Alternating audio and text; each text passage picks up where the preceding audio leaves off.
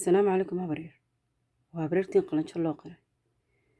Maanta waxaan idinka sheekaynayaa oday indhala ah oo la deganaa wiilkiisa iyo gabadh uu wiilkiisu qabo. Maalin maalmaha ka mid ah ayaa wiilkiiba naagtiisa waxay ku tidhi aabbaha naga kaxee ma hayn karayee. Isaguna maya muu odhanne doqon buu haaye intuu aabbihiisii indhaha la'aa soo kaxeeyey oo uu meel fog geeyey oo cidlo ah ayuu kaga tegey.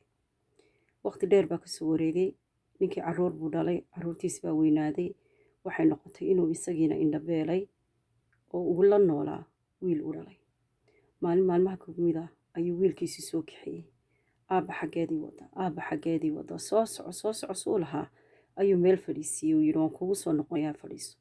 Wuxuu yidhi ii soo noqon maysida waa meeshaan aabbahay kaga tegaye adigana ogow inankaagunbaa ku geyn doonee laakiin iska soco waan ogay inaanad soo noqonayn.